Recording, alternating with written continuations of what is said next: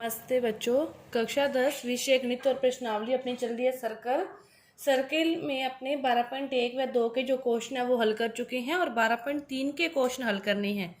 और उसको हल करने से पहले उस जो प्रश्नावली में आपकी जो काम की थ्योरम है और जो पेपर में भी आ सकती है, अपने पहले वो थ्योरम को समझते हैं, फिर अपने इन क्वेश्चनों को हल करेंगे। तो देखो थ्योरम क्या है, 12.1 थ्योरम है। अपने जब भी क्वेश्चन हल करेंगे उसमें अपने पूरी थ्योरम नहीं लिखेंगे, मैं उसमें आपको यही बताऊंगी कि अपने थ्योरम 12.2 से ये क्वेश्चन हल कर रहे हैं। लेकिन पेपर में यदि क्वेश्चन आता है तो आपको क्या करना है, ये पूरी स्टेटमेंट उसमें लिखनी होती है कि एक चाप के द्वारा जो केंद्र पर अंतरित कोण है वो वृत्त के शेष भाग के किसी भी बिंदु पर अंतरित कोण का क्या होता है, दुगुना होता है। तो देखो अपने इसको कैसे हल करेंगे। सबसे पहले अपने इसकी जो डायग्राम है वो बनाएंगे। तो डायग्राम क्या है समझते हैं कि चाप के कोई भी, पहले आप सर्किल बना लो। सर्किल बना लिए, इसके 3 डायग्राम पॉसिबल है, तीनों ही बना के मैं आपको बताऊंगी। पहले डायग्राम बनाते हैं, तो ये 3 डायग्राम पहले बना ले। इसके बाद क्या है कि चाप, किसी भी चाप के द्वारा कोई भी चाप लेना है अपने। पहले चाप जो ले लिया ए बी, यहाँ पे ले लिया सेंटर से नीचे, कि यहाँ पे कोई सेंटर है सर्कल का, उसके नीचे कोई 2 बिंदु ले लिए अपने ए बी। तो क्या कह रहा है ये कि चाप के द्वारा केंद्र पर अंतरित कोण, केंद्र पर ये कोण बनाया और इसी चाप के द्वारा वृत्त के किसी भी भाग पर बना सकते हो। मैंने ये यहाँ पे बनाया। तो ये क्या कह रहा है, ये वाला जो कोण है ए सी बी वो क्या है, उसका क्या है, ये ए ओ बी क्या है, दुगुना है। इसकी पावर क्या है, उससे ज्यादा है। उसका जितना ही वैल्यू होगी, इसकी 50 होगी तो इसकी कितनी होगी 100, इसकी 45 होगी तो इसकी कितनी होगी 90, कि उसके कितनी होगी, दुगनी होगी। उसके शेष वैल्यू जो होगी उसकी उससे दुगनी होगी। अब देखो दूसरा क्वेश्चन, दूसरा जो डायग्राम लेना है, यहाँ पे सर्किल है, ये वाले अपने लिए थे सर्किल से नीचे। तो ये वाले बिंदु क्या लेंगे, अपने सर्किल के बिल्कुल सीध में ले रहे हैं कि एक ऐसे यहाँ पे ले लिया, एक यहाँ ले लिया, दूसरे बिंदु क्या ले लिए, अपने सर्किल की बिल्कुल सीध में ले लिए।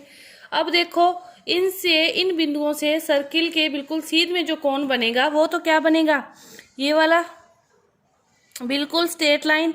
कितना बन गया 180।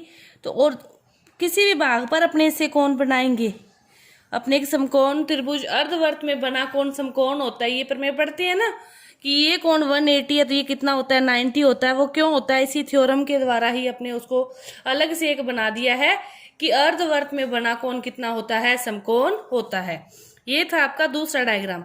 ये लिए थे अपने बिंदु केंद्र से नीचे, ये वाले बिंदु लिए थे केंद्र के बिल्कुल बराबर। अब जो बिंदु लेंगे वो कहाँ लेंगे, केंद्र के अपने ऊपर ले लेते हैं। केंद्र के ऊपर कहीं भी ले लो और उनके द्वारा सर्किल के केंद्र पर बना जो कोण है और उसके किसी भी भाग पर बने कोण का क्या होता है, दुगुना होता है। तो ये तो थे पहले अपने डायग्राम। अब अपने इसको हल करते हैं और समझते हैं। इसको हल करने के लिए पहले अपने को कुछ उत्पत्ति करनी पड़ेगी और वो उत्पत्ति क्या करते हैं कि सी से अपने ओ, ये केंद्र है ओ, इसके नीचे की तरफ अपने थोड़ा सा रेखाखंड खींचे, यहाँ पे कोई बिंदु पी लेकर। ये रेखाखंड अपने लिए जरूरी है। तो अब अपने क्या करते हैं, एक को समझ लेते हैं। सभी में ऐसे ही करेंगे, इससे भी ऐसे खींचेंगे, इससे भी ऐसे ही खींचेंगे। तो ये सभी में ऐसे करेंगे। तो मैं एक को लेकर आपको समझा देती हूँ, सभी पर वही नियम लागू होगा। तो देखो अपने हल करते हैं। अब अपने त्रिभुज ले लिया, जैसे ए ओ सी, ये वाला त्रिभुज ले लिया। अब इस त्रिभुज में देखो ओ ए भी क्या है, इसकी त्रिज्या है, और ओ सी भी क्या है, इसकी त्रिज्या है। तो एक त्रिभुज में जब उसकी 2 भुजाएं समान होती है तो वह त्रिभुज क्या कहलाता है, समद्विबाहु त्रिभुज। वह त्रिभुज क्या कहलाता है, समद्विबाहु त्रिभुज। तो जब 2 भुजाएं समान होती है तो उसके सम्मुख जो कोण होते हैं वे भी क्या होते हैं, समान होंगे। और 2 कोण समान होंगे, फिर कौन कौन से होंगे देखते हैं। अपने शुरू करते हैं कि त्रिभुज ए, पहले सब कुछ लिखोगे कि ये बिंदु है, केंद्र है। मैं आपको समझा रही हूँ, लेकिन पेपर में आता है तो थोड़ा सिस्टमेटिक ढंग से अपने क्वेश्चन को हल करते हैं तो उस चीज के भी अपने को नंबर मिलते हैं। तो देखो पहले अपने ले लिया ए ओ सी त्रिभुज। ए ओ सी क्या ले लिया, त्रिभुज। इस त्रिभुज में क्या है कि जो ए ओ है वो क्या है, ओ सी के बराबर है। क्यों, क्योंकि ये दोनों क्या है, त्रिज्या है। ये दोनों क्या है, रेडियस है, त्रिज्या है, ये दोनों बराबर है। अब ये बराबर है तो इनके सम्मुख जो कोण होते हैं फिर वो भी समान होते हैं। तो ओ सी के सम्मुख वाला कोण कौन सा होगा? ओ ए, और ओ ए के कौन सा होगा? सी। ओ ए के सम्मुख कौन सा कोण होगा? सी। अब इसको क्या लिखेंगे कि कोण ओ ए सी इक्वल है कोण ओ सी ए। ओ ए सी इक्वल है ए सी ओ लिख दो, चाहे ओ सी ओ कुछ भी लिख दो, ये इसके क्या है? इक्वल है, क्योंकि ये समद्विबाहु त्रिभुज है और दो भुजाएं बराबर है तो दो कोण भी बराबर होते हैं और जो भुजाएं बराबर होती है उनके समूह कोण बराबर होते हैं, तो उनके समूह कोण क्या है? बराबर है। अब ये हो गया। अब अपने क्या करें, इसमें बहिष्कोण देखो, एक ये बहिष्कोण ले लिया। एओपी क्या है इसका? इसके बिल्कुल सामने देखा खींचिए ना, तो ये एओपी इसका बहिष्कोण है। अब बहिष्कोण के लिए समझो कि कोई त्रिभुज है, जैसे आपके पास ये त्रिभुज है, इसमें कोई भी बहिष्कोण है, जैसे ये वाला लेना है, इसका जो योग होता है ना, इसके साथ वाले कोण को छोड़ के बाकी दोनों कोणों का क्या होता है? योग होता है। इसके साथ वाले को नहीं लेते, बाकी दोनों कोणों का क्या होता है? योग होता है।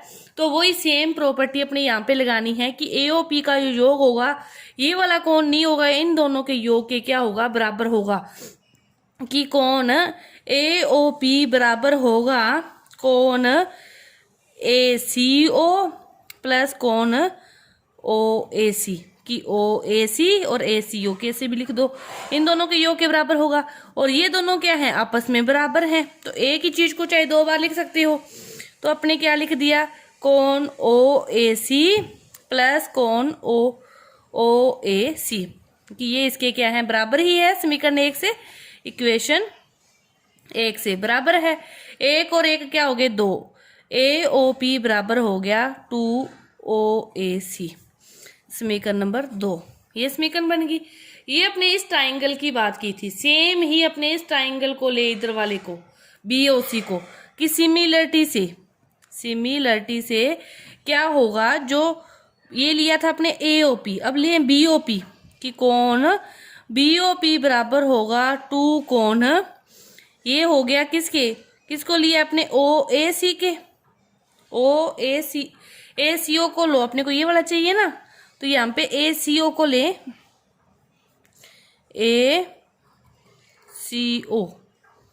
एसीओ, तो यहाँ पे क्या लेंगे? बीसीओ,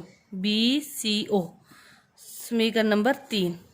इक्वेशन क्या करें? 2 व 3 का अपने ऐड कर दें। ऐड कर दिया तो लेफ्ट साइड लेफ्ट में, राइट साइड राइट में ऐड होगी। तो AOP plus angle BOP equal होगा 2 कोण एसीओ प्लस 2 कोण बीसीओ। एओपी बीओपी पूरा कोण क्या बन गया? एओबी, 2 कॉमन ले लिया। एसीओ बीसीओ दोनों का ऐड, एसीओ बीसीओ पूरे का ऐड किया तो पूरा कौन बन गया? ACB, 2ACB। इधर क्या है? AOB। तो वही हो गया ना, जो केंद्र वाला कोण है शेष भाग वाले कोण का क्या होगा? दुगुना होगा। यही अपने को क्या करना था? प्रूव करना था।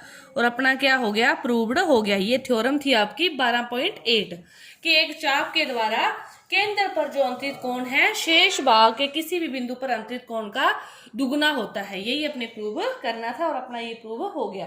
तो इसके बाद जो क्वेश्चन है वो अपने अगली वीडियो में करेंगे। ये वाली थ्योरम लगभग आपके हर क्वेश्चन में काम आएगी। धन्यवाद।